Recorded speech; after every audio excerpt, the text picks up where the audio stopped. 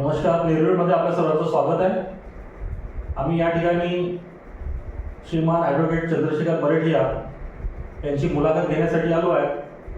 सध्या देशात जे कॉक्रोच जनता पार्टी जे आंदोलन करून राहिली आहे आणि त्यानंतर CJI यांनी जे म्हटलं आहे की आमच्याकडे वेळ नाही, या विषयावर गाढे अभ्यासक असलेले ॲडव्होकेट चंद्रशेखर बरेठिया जे राज्यघटनेचे चांगले अभ्यासक आहेत, त्यांना आम्ही हे विचारण्यासाठी आलो आहे की देशात एकीकडे राजकीय परिस्थिती फार वेगळ्या स्तरावर गेलेली आहे. लोक न्याय मागत आहेत, विद्यार्थ्यांचे पेपर फुटत आहेत. याच्यावर 24 दिवसापासून देशाचे पंतप्रधान काही बोलत नाही आहे. काही विद्यार्थ्यांना त्यांची सातमुळणा करण्यासाठी त्यांची समस्या विचारण्यासाठी जात नाही आहे. अशा वेळी विद्यार्थ्यांनी आंदोलन केले दिल्लीच्या जंतर मंतरवर. त्या ठिकाणी लाठीचार्ज झाला, विद्यार्थ्यांना काल मारण्यात आलं. आणि हे सगळं झाल्याच्या नंतर जेव्हा न्यायालयात दाद मागण्यासाठी गेले तेव्हा CJI म्हणते की आमच्याकडे व्हिडिओ पाहण्यासाठी वेळ नाही. अशा परिस्थितीत देशाच्या नागरिकांनी काय करावं, लोकशाही त्याच्यात आणखी काय मार्ग आहे हे विचारण्यासाठी आम्ही या ठिकाणी आलो आहे. सर नमस्कार. काय देशाची ही जी परिस्थिती आहे, तुम्ही चांगले अभ्यासक आहात, याचे जाणकार आहात, तुम्ही शिकवलंही आहे विद्यार्थ्यांना, तर तुमचं मत काय आहे, काय स्थिती आहे आणि काय व्हायला पाहिजे असं तुम्हाला वाटतं? आजच्या जी आज घटना घडली 2-3 दिवसापासून होऊन राहिली, तर ते सिच्युएशन पाहून तुम्ही मला राज्यघटनेविषयी विचारलेलं आहे की त्याचा काय संबंध आहे. तर पहिले एक गोष्ट मी नमूद करू इच्छितो की जे भारताचं किंवा आपल्या देशाचं जे राज्य कारभार चालू आहे ते भारतीय संविधानानुसारच आहे. भारतीय संविधानमध्ये जे काही प्रोविजन दिलेलं आहे त्यानुसार मला राज्यकारभार चालवा लागेल सरकारला. आणि ते बॉन्ड आहे प्रत्येकाला, प्रत्येक every person every citizen is bond to the constitution. भारतीय संविधान सगळ्याकरता ते बांधिलकी आहे. अशा स्थितीत समजा तुम्ही सरकार निवडून येतो, जर 5 वर्षात आपण एक वेगवेगळ्या पक्षाचे सरकार राहतात, राजकीय पक्षाचे, त्याच्यामध्ये मत आणि जे मत भिन्नता असू शकते. भारतीय लोकशाहीमध्ये मत मांडणे किंवा सरकारच्या कामकाजाबद्दल नाराजी व्यक्त करणं हा आपल्याला संविधानाने दिलेलं मूलभूत अधिकार आहे. मूलभूत अधिकार म्हणजे असं की आर्टिकल 19 जे आहे भारतीय संविधानाचं, ते फार फंडामेंटल राईट आहे ते. तर हे मत आणि मतांतर हे डेमोक्रेसी, एक हेल्दी डेमोक्रेसी त्याला म्हणतो नाही का भारतीय संविधान. अशा देशात आज भारताला म्हणजे 70 वर्ष स्वतंत्र झालेले आहे. आणि हे जे अधिकार दिलेले आहे 1901 मध्ये, ते फार महत्वाचा अधिकार आहे, अत्यंत महत्वाचा. ते 1901 मध्ये जे आहे स्पीच अँड एक्सप्रेशन, त्याला आपण हे म्हणून बोलण्याच्या आणि अभिव्यक्ती म्हणजे आपलं अभिमत आहे ते व्यक्त करण्याचं. तर बोलण्याच्या आणि अभिव्यक्ती हे दोन्ही अधिकार आपल्याला भारतीय संविधानाने दिलेले आहे. पण ते कसं, तर आणि ते एवढंच नाही, जर समजा मी सरकारच्या विरोधात बोलत आहे, सरकारच्या हितात बोलत आहे, तर ते आपण आपले मत जे व्यक्त करतो, तर त्याकरता समजा आपण 10 लोक, त्यापेक्षा आणखी इतर आहे, हजारो लोक आपण एकत्रित करत असतील, सभेमध्ये बोलत असतील, तर ते बोलताना गॅदर करण्यात असेंबल म्हणतात त्या 19B मध्ये. ते तुम्हाला एका जागी गॅदर होण्याचं आणि तिथं सुद्धा बोलण्याचा अधिकार आहे, जे काही तुमचं मत व्यक्त करण्याचा अधिकार आहे. तर स्पीच अँड एक्सप्रेशन, बट त्याचे रेस्ट्रिक्शन असं आहे की विदाउट आर्म्स, म्हणजे कोणत्याही प्रकारचं शस्त्र न बाळगा, इम्युनिटी शस्त्र न बाळगा तुम्हाला ते करावं लागेल. फार मोठी कंडिशन आहे, कारण की रिजनेबल रेस्ट्रिक्शन जर असं राहतात म्हणजे फंडामेंटल ड्युटी दिली आहे, फंडामेंटल राईट जसं आहे मूलभूत अधिकार, तर मूलभूत त्याच्यात कर्तव्य दिलेली आहे. तर मूलभूत कर्तव्यामध्ये काय आहे, एक पब्लिक ट्रँक्युलिटी, म्हणजे बोलताना आपण कोणाला शिवाय देऊ शकत नाही, कोणाबद्दल अपशब्द बोलू शकत नाही, ते कायद्यानुसार गुन्हा आहे. तर रेस्ट्रिक्शन्स आहे, म्हणजे ते बोलताना आपण काय बोलतो आहोत याच्यात सुद्धा बोलणाऱ्या माणसाला भान ठेवायला पाहिजे. कायद्याची पायमल्ली होऊ नये. पहिले तर आपण संविधानाला बांधिलकी आहोत, संविधानानुसार संविधानाच्या बांधिलकीनुसार आपण आपलं मत एक्सप्रेस करायला पाहिजे. या स्थितीत जर मी ही सिच्युएशन पाहिली तर हा एक विद्यार्थ्यांचं जे काही आहे आता पेपर फुटी प्रकरण, ते मला वाटतं भारतात मागील म्हणजे 8-10 वर्षात किंवा 15 वर्षात खूप जास्त प्रमाणात घडलं. तर मला वाटतं कमी 100 घटना अशी घडलेली आहे. तर अशामध्ये एक प्रत्येक एक त्याला सीमा राहते नाही का.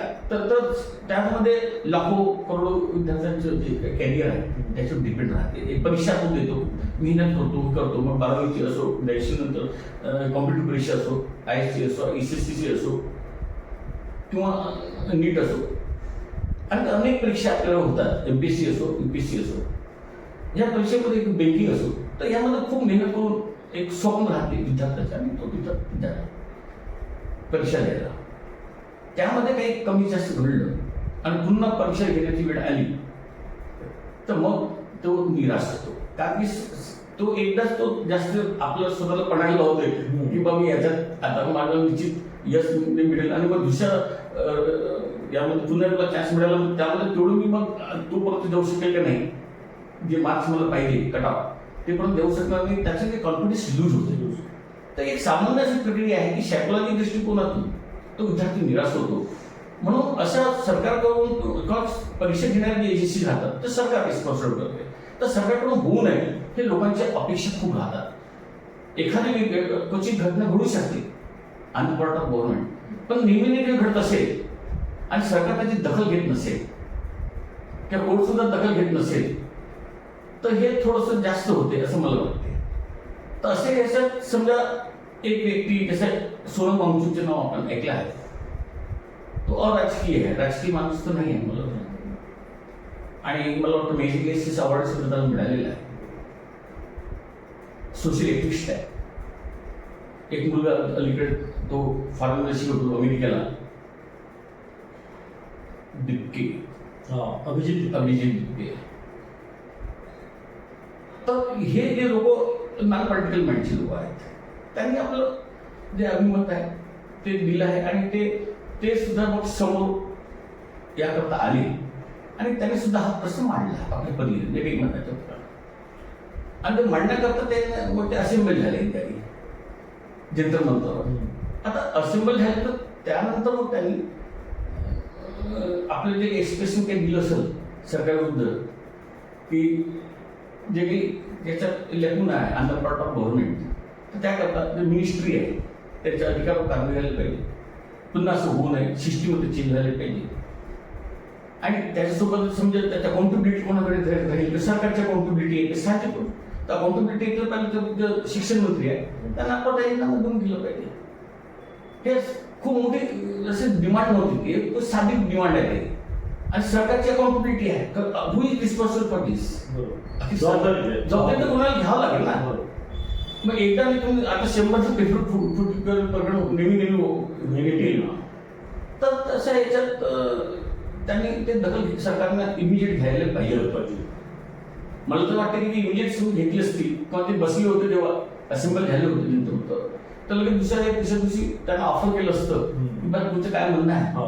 आणि ते मला वाटतं 11वी-12वीचे जे विद्यार्थी होते त्यात बहुतेक कमी वयाचे विद्यार्थी होते, त्यांचे कॅरियर.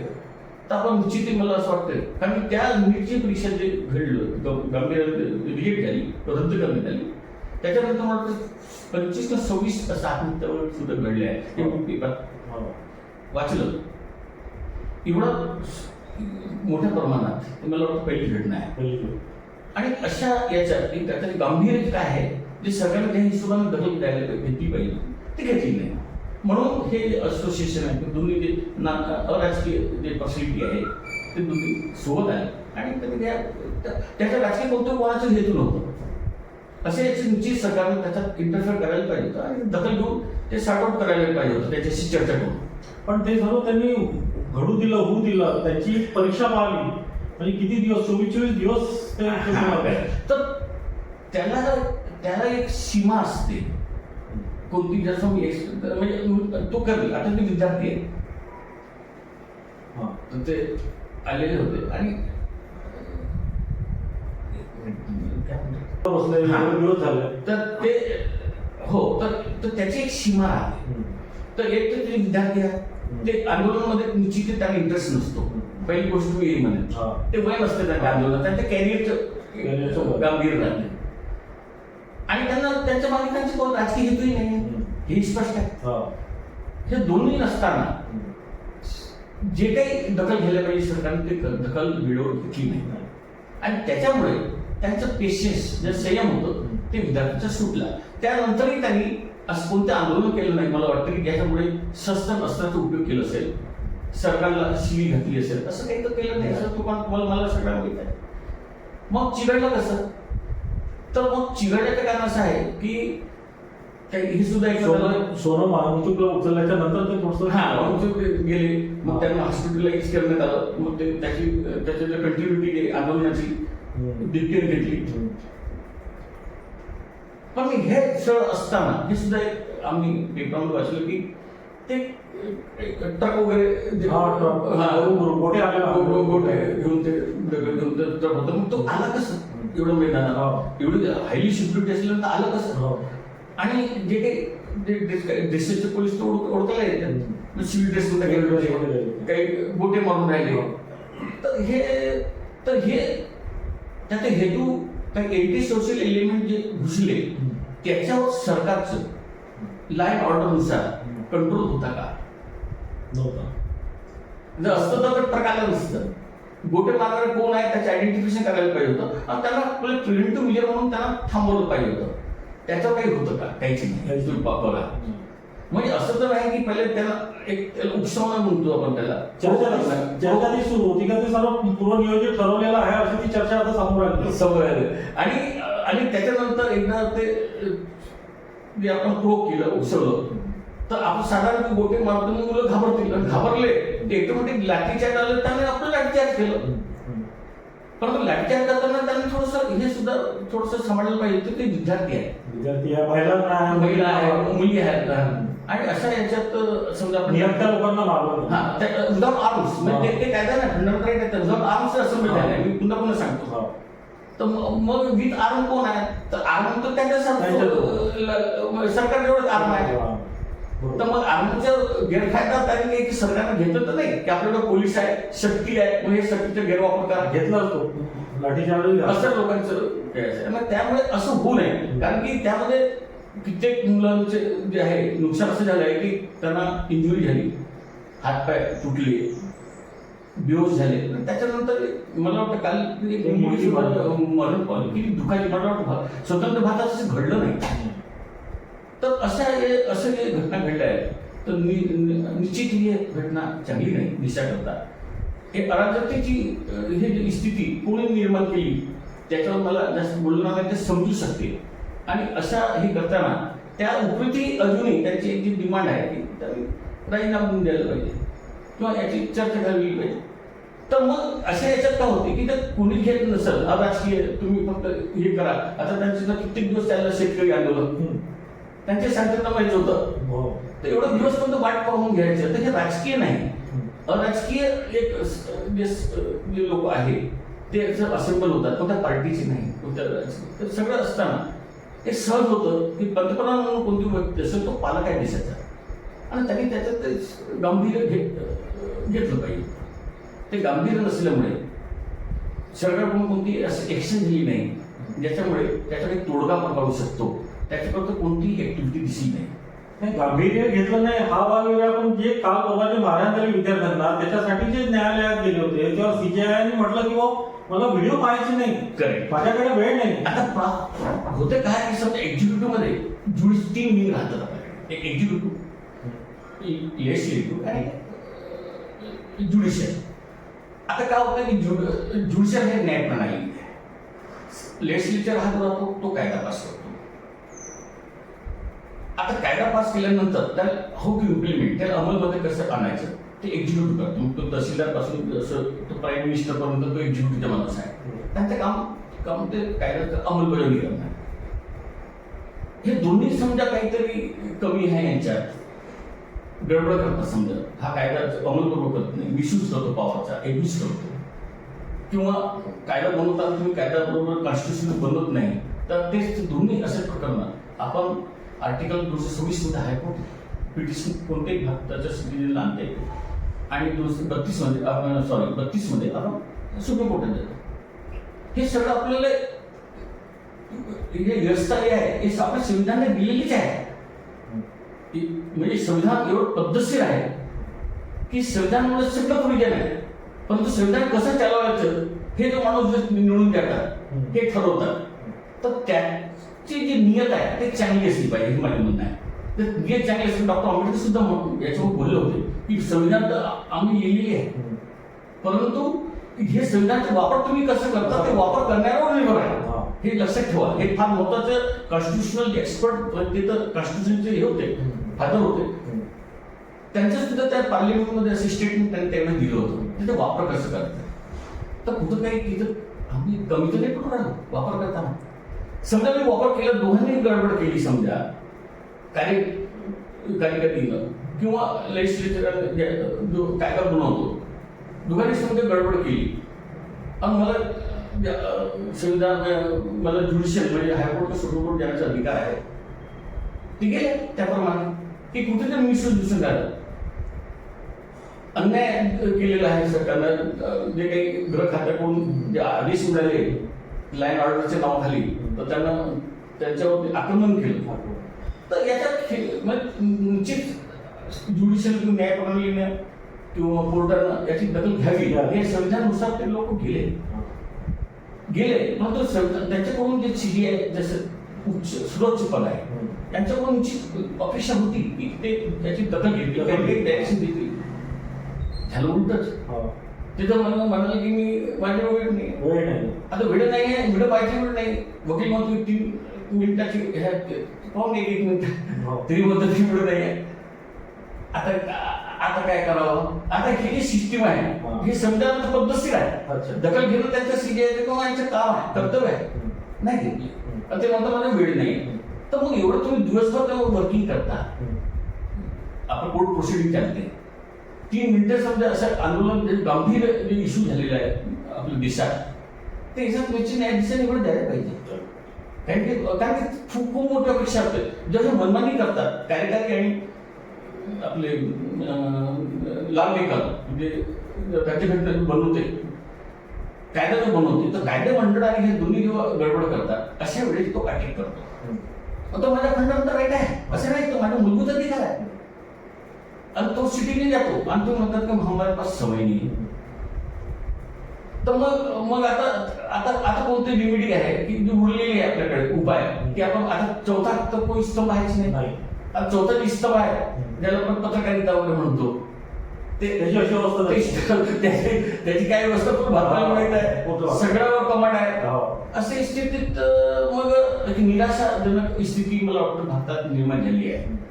त्यामुळे काय झालं की पॉलिटिकल पार्टी सरकारनं त्यांनी आपलं कर्तव्य केलं. समजा विरोधी पक्ष जातो आहे, त्याच्यावर जे काही जे आहे अन्याय झाला आहे नाही का, तर ते प्राईम मिनिस्टरच्या ग्रहस्थानापर्यंत पोहोचतात. अपोजिशनचे नेता तर अपोजिशनचा नेता आहे, त्यांचे तर कर्तव्य आहे. तो पोहोचले नसतं तर त्यांच्यावर टीका द्यायला असते की अपोजिशन असल्यानंतर मग तू समजा रुलिंग पार्टी समजा हाताळत नाही हा इश्यू, तर तुम्ही काय करता.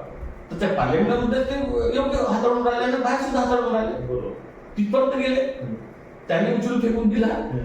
तर हे सगळ्या घटना जे घडलेल्या आहे आणि त्याच्यानंतर सरकार काहीच म्हणत नाही. त्याच्यामध्ये हम चर्चा करू. हा काही चर्चेचा विषय नाही आहे.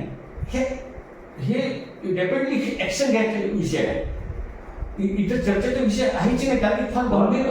अशा वेळेस जेव्हा न्यायालय हस्तक्षेप करायला तयार नाहीये, प्रधानमंत्री दखल घ्यायला तयार नाहीये, लॉ अँड ऑर्डरचा काय होईल मग कशानं? नाही तर लॉ अँड ऑर्डरचे जे प्रश्न जेव्हा निर्माण होतो तर मग काय होतं लोकशाहीमध्ये समजा तिन्ही जी विंग आहे आमची भारतीय संविधानाची तिघांना समजा पॅलिएटिव्ह अटॅक मारते समजून त्याला, हा. तर अशा स्थितीत मग लोकांना समोर यायला लागते. आणि अशा ते फार गंभीर आहे कारण देशाची परिस्थिती देशाची बिकट आहे. कारण अराजकता जे आहे, अनार्ची ज्याला म्हणतो आपण, ते समजा देशात निर्माण झाली तर ते भयंकर आहे. तर तिथपर्यंत तरी सरकारनं ती येऊ नाही द्यायला पाहिजे. आपलं असं मत आहे. त्यांच्या हातात आहे, जे काही आहे ते सरकार आहे. हा, ते पालक आहे आमचे सरकार म्हणजे प्राईम मिनिस्टर, तर त्यांनी ते दखल घ्यायला पाहिजे. कोणत्या हातात दखल? याच्यात असं मुद्दा नको की नाही अपोजिशनचा मुद्दा आहे. आता मी हे म्हणेन की ते विद्यार्थ्यांचा इश्यू आहे, ते कुठं राजकीय मुद्दा आला राजकीय नाही आहे. तर मग हे प्रश्न प्रेस्टिगियस किंवा असं इगोईचं बनायचं नाही करायला पाहिजे. कारण की विद्यार्थ्यांचा प्रश्न असा आहे की विद्यार्थी आपलं जे सरकार जे चालवतो ते लोक विद्यार्थी चालवतो. लोकांचे काही प्रॉब्लेम आहे ते जाणून घेण्याचा आपण प्रयत्न करतो. त्याच्यासाठी सरकार आहे. त्याच्याकडे सरकार आहे. तर सरकारने आपलं कर्तव्य करायला पाहिजे, नीट करायला पाहिजे. कारण की त्याचे नुकसान सरकारला होईल मागे पुढे, आणि होईल किंवा नाही होईल ते नंतरचा प्रश्न आहे. परंतु सरकार ही आपली जबाबदारी कुठेतरी झटकत आहे. महत्वाची जबाबदारी ज्याकरता आपण सरकार बनवलं आहे ते निश्चित जे आहे ते दिसते आहे. आणि असे सरकारने जर आता दखल घेतली नाही किंवा हे असं जर चिघळ केलं तर नैराश्य लोक जास्त निराश झाले. तर मग असेही भारतात इतिहासामध्ये घटना घडलेल्या आहेत की ज्याची आपण कल्पना करू शकत नाही. कारण की समजा कोणी राजकीय पक्ष असो किंवा कोणी अराजकीय, प्रत्येकाला समजा आपण आतंकवादीच्या दृष्टिकोनातून पाहतो. भारत पाकिस्तान शब्द वापरला जातो किंवा हे लोकांना काहीतरी लोकांनी आतंकवादीसाठी करून राहिले किंवा कोणत्या पार्टीवर इन्फ्लुएन्स म्हणून केले. याचा तुम्ही हे म्हणण्यापेक्षा त्यांचे प्रॉब्लेम काय आहे, माझे त्याच्याविषयी कर्तव्य काय आहे याच्यावर जास्त जोर द्यायला पाहिजे सरकारला. ते डेमोक्रेसीला चॅलेंजच आहे. भारतीय लोकशाहीमध्ये हे चॅलेंजच आहे असं माझं मत आहे. ठीक आहे, धन्यवाद. आणि हा जे आहे अशाच प्रकारचे जे आहे लोकांनी जे डिसाईड केले आहे, लोकांनी त्याच्यापेक्षा सरकारने लोक तर आपण जागृत आहेत. तर विद्यार्थ्यांच्या हिताच्या दृष्टिकोनातून सरकारनं निश्चित त्याच्यावर गंभीर घेऊन आणि गंभीरपणाने हा विषय हाताळला पाहिजे. हे खूप अत्यंत महत्वाचं आहे. अन्यथा आपल्याकडे जे प्रश्न उद्भवतात, रोजगार, बेरोजगार, महागाई, नाही का, शेतकऱ्याचे असो, विद्यार्थ्यांचे असो, हे सर्व प्रश्नांमुळे निश्चित देशात जे आहे पहिले महागाईपासून लोक त्रस्त आहेत. आणि याच्यानंतर असं जर प्रश्न नेहमी येतील समोर, सरकारवर अविश्वास होईल आणि सरकारवर अविश्वास येईल, देशात अराजकता वाढू शकते. तर समजा हे टाळायचं असेल तर मला तरी वाटते की सरकारनं हे इश्यू जो मुद्दा आहे तो गंभीरपणे घ्यावं आणि हा प्रश्न सोडवावा असं मला वाटतं. धन्यवाद. आणि सीजीआयनं जे म्हटलं आहे की बाबा माझ्याकडे वेळ नाही, तर त्यांनी मग राजीनामा देऊन घरी बसून जायला पाहिजे ना दुसऱ्या. सुप्रीम कोर्टापेक्षा इंटरनॅशनल कोर्टाकडे एवढं सोपं नाही येते. सुप्रीम कोर्टापेक्षा सुप्रीम आहे ना, हायस्ट कोर्ट आहे. तर आता मग कोणाकडे जाऊ मग? तर त्याच्यामुळे काय होतं की अविश्वासशील भावना फक्त सरकारशी नाही वाढणार, त्याच्यामुळे न्यायव्यवस्थेची सुद्धा अविश्वासशील भावना वाढली तर ते आणखी त्याच्यापेक्षाही घातक आहे. हे माझं मत आहे. तर तसं होऊ नये, हे टाळावं. हे प्रत्येकानं मग ते कोर्ट असो किंवा सरकार असो किंवा कायदे मंडळ असो, सगळ्यांनी आपापल्या पद्धतीने निश्चित याचे गांभीर्य जाणावे आणि त्यानुसार लोकहितात आपण आहोत. अखेर आपण लोकांकरता आहोत, लोकांकरिता आहोत. लोकांना बनवलेलं सरकार, लोकांकरिता लोकांनी लोकांच्या चालवलं सरकार. तर त्याची निश्चित दक्षता घ्यावी. किंवा इथे कोण राजा नाही किंवा महाराजा नाही आहे. एक तंत्री कारभार चालू शकत नाही कोणत्याही हाती. ते देशाला घातक, लोकशाही सारख्या देशात घातक. ही राजशाही नाही आपल्या देशात. तर निश्चित दखल हे तिन्ही जे विंग आहेत आपल्याकडे, एजन्सी जे आहेत तिन्ही, हे तिघांची आपापली जबाबदारी आहे. आणि ते तरी सध्याची स्थितीत लोकांच्या जे अपेक्षा आहेत त्याप्रमाणे ते मला वाटतं कमी पडत आहे असं माझं व्यक्तिगत मत आहे. ठीक आहे, धन्यवाद. तुम्ही निर्भीडला एवढा वेळ दिला आणि तुम्ही एवढं चांगलं समजून सांगितलं, त्यासाठी आभारी. नमस्कार.